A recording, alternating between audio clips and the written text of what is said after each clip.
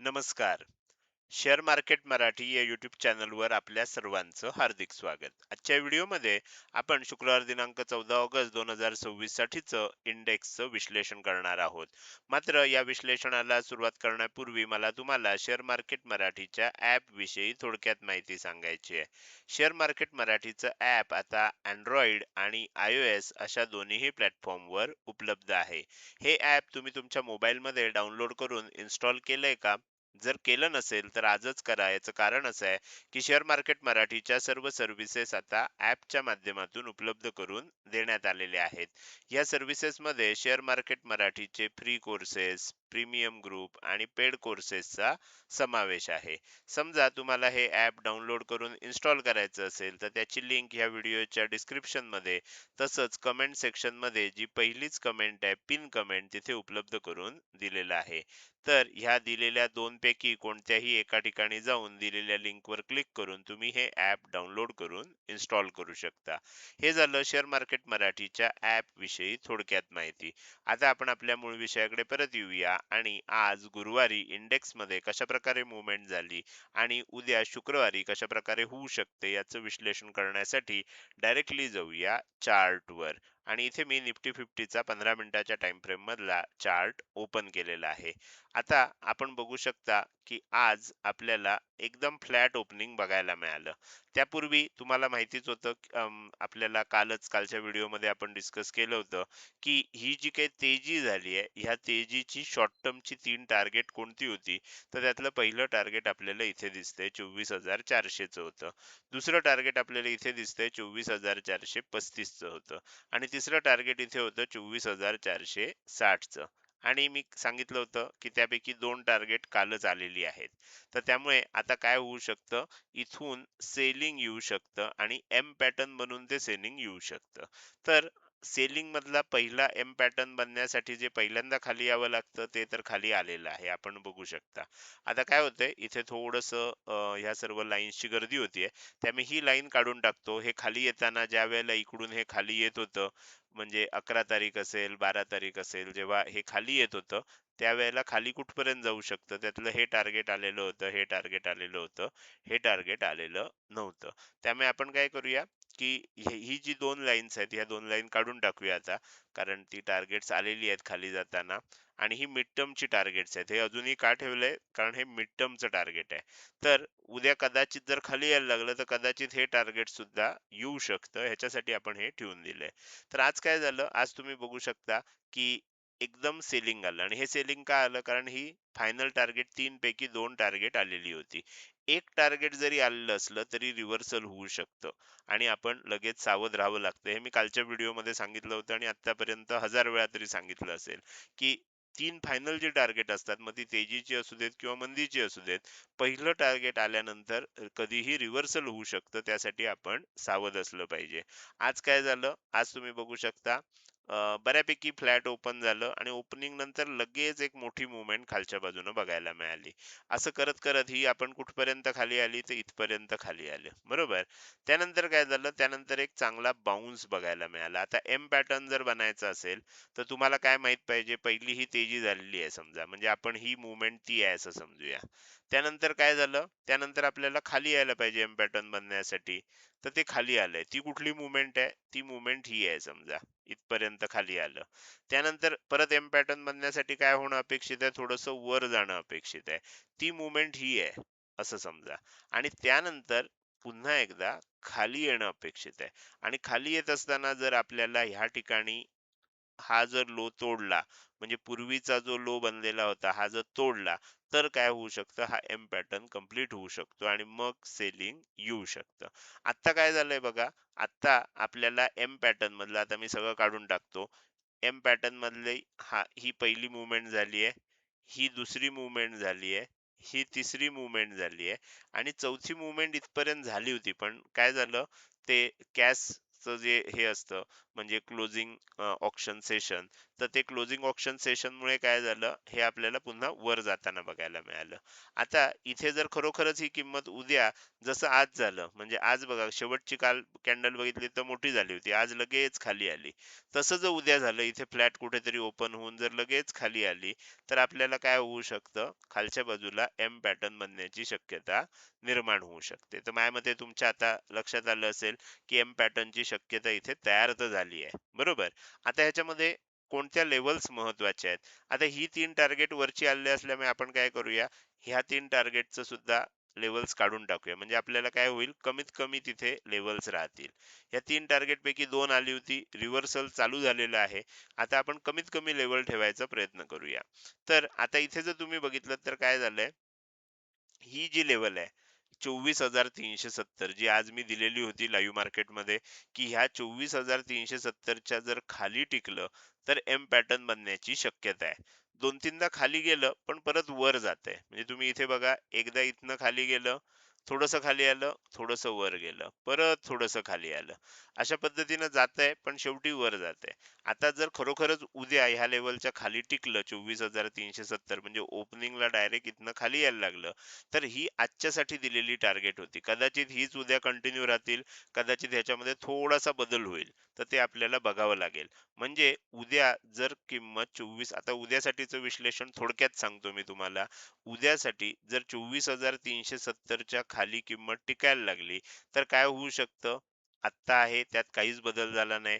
तर 24,325 हे पहिलं टार्गेट येऊ शकतं. ह्याच्याही खाली किंमत टिकली, तर मग काय होऊ शकतं, 24,290 पर्यंत येऊ शकते.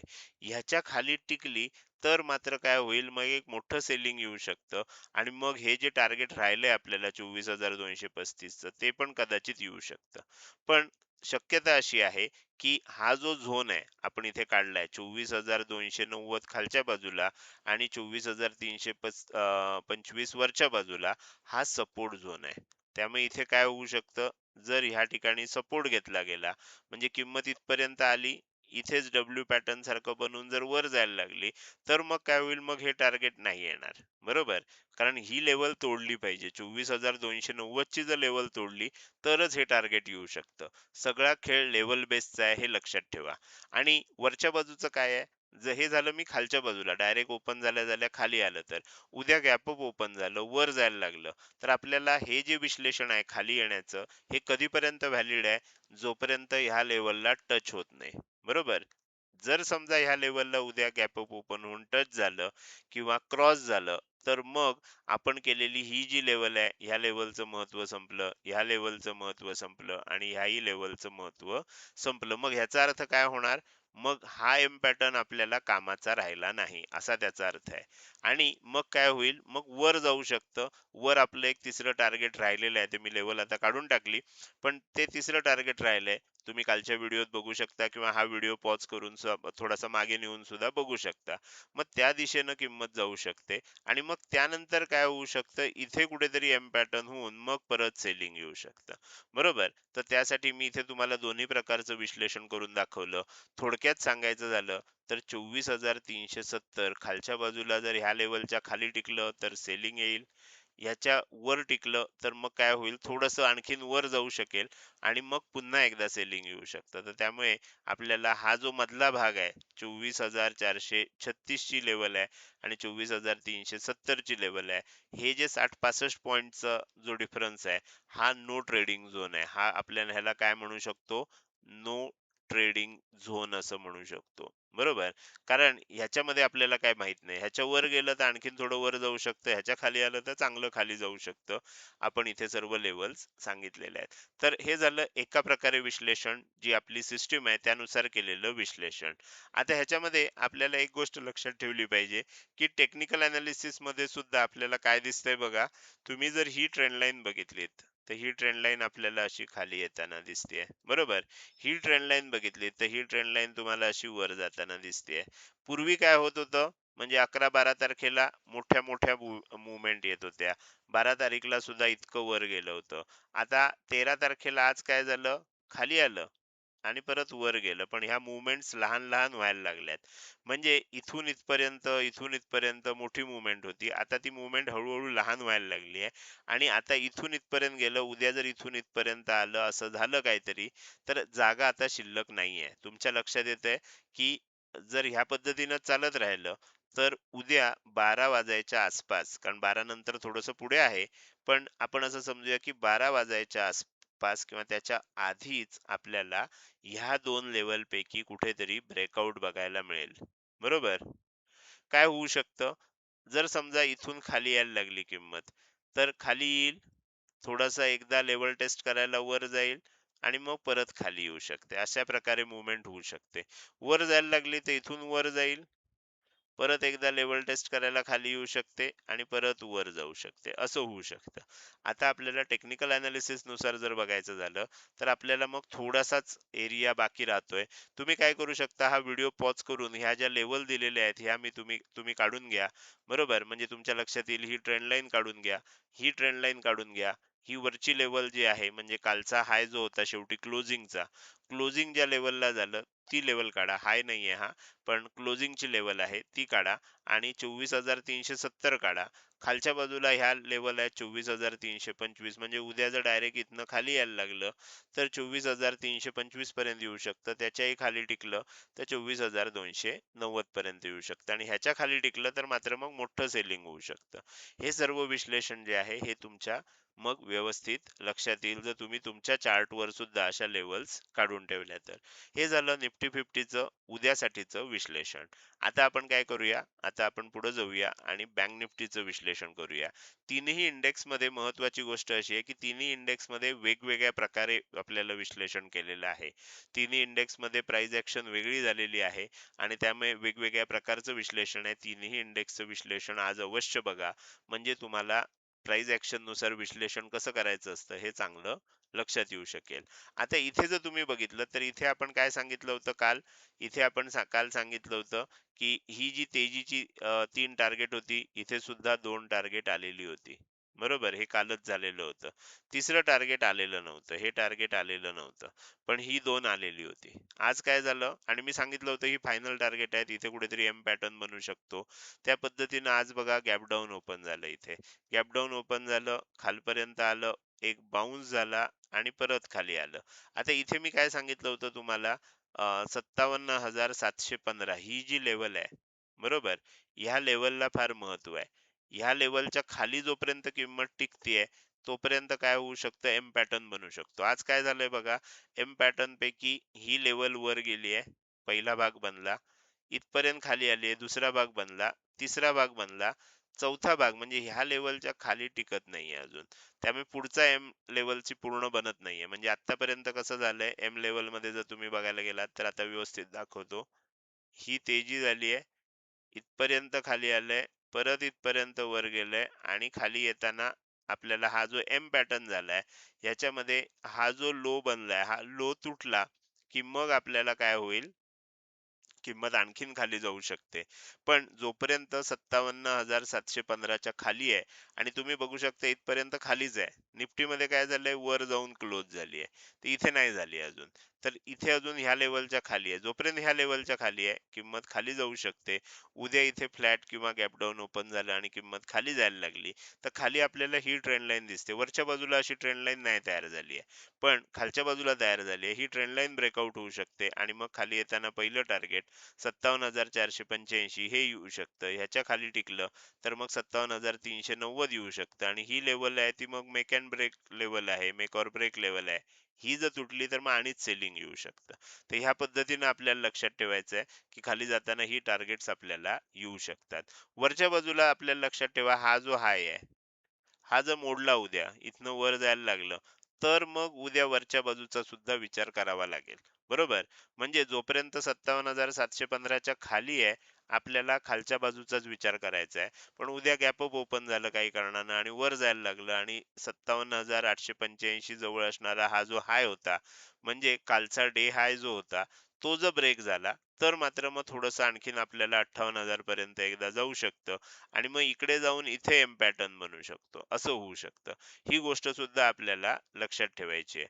तर त्यामुळे बँक निफ्टीमध्ये आता तुमच्या लक्षात आलं असेल, 2च लेव्हल महत्त्वाचे आहेत. ही लेव्हल महत्त्वाची आहे. या लेव्हलच्या जोपर्यंत खाली आहे, किंमत खाली येऊ शकते. एम पॅटर्न बनू शकतो. एम पॅटर्न झाला तर 57,485, 57,390 ह्या लेव्हल्स येऊ शकतात.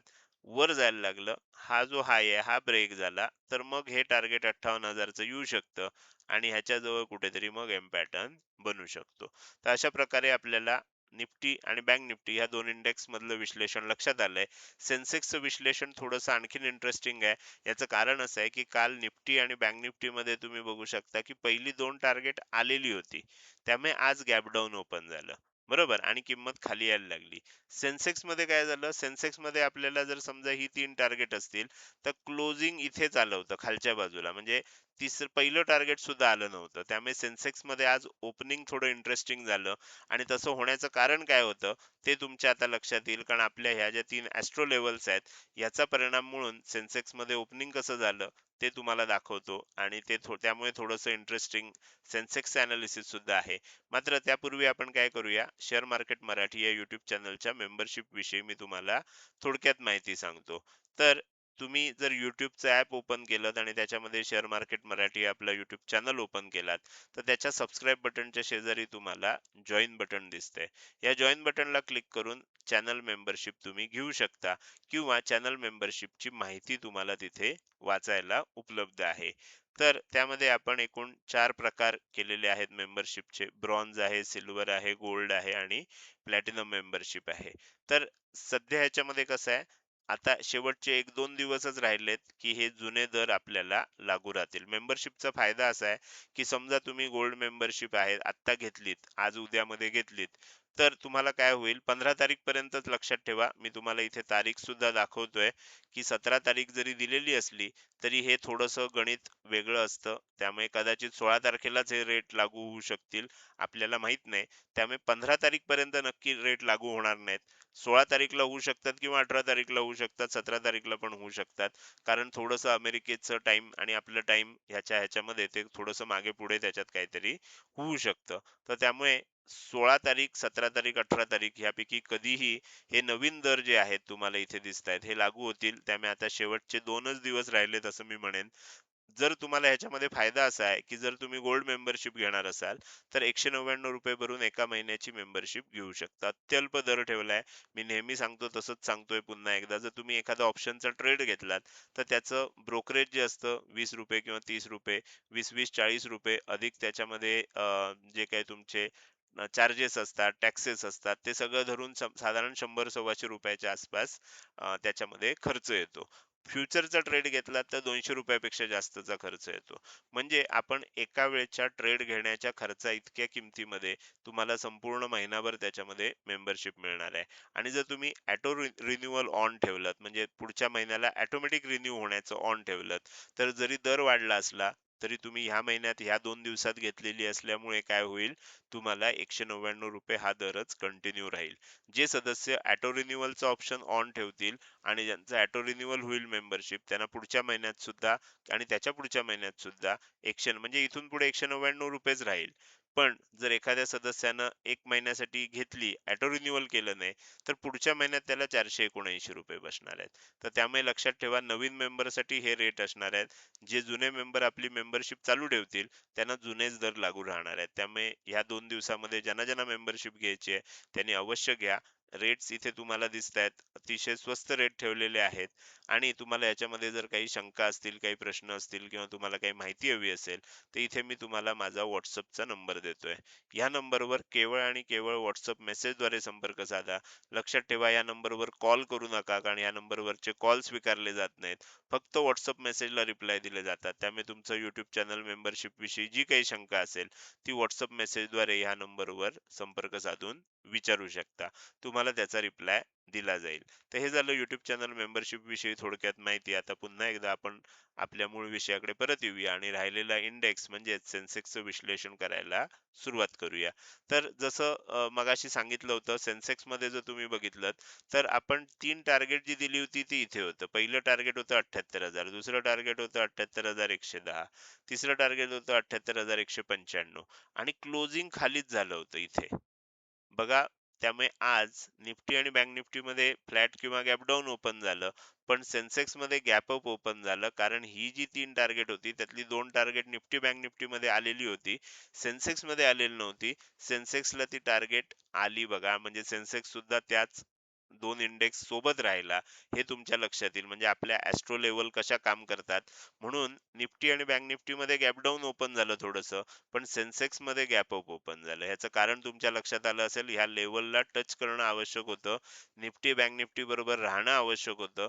म्हणून ते तसं झालं. बरोबर. तुमच्या इथे लक्षात येईल 78,110 ची लेव्हल होती. साधारण 78,120 पर्यंत किंमत वर गेली होती आणि मग खाली आली.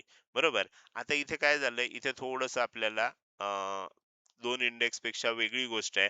इथनं काय झाली, किंमत इथून खाली यायला लागली. म्हणजे एम पॅटर्न साठी बघा, इथपर्यंत वर गेलंय, इथून इथपर्यंत किंमत खाली आली आहे, इथून इथपर्यंत वर गेली आणि इथून इथपर्यंत खाली आली. एम पॅटर्न बनला का? एम पॅटर्न ह्या लोच्या खाली बनला असता, बनला नाहीये. परत किंमत वर जाताना हा हाय ब्रेक केलाय. त्यामुळे आता एम पॅटर्न कसा आहे आपल्या दृष्टीने बघायला गेलं तर, जर बनणार असेल तर इथून किंमत इथपर्यंत आली आहे, इथून इथपर्यंत आली आहे आणि इथून इथपर्यंत जाऊन आता अशी खाली यायला पाहिजे. बरोबर. तर अशा प्रकारे आपल्याला एम पॅटर्न बनतोय.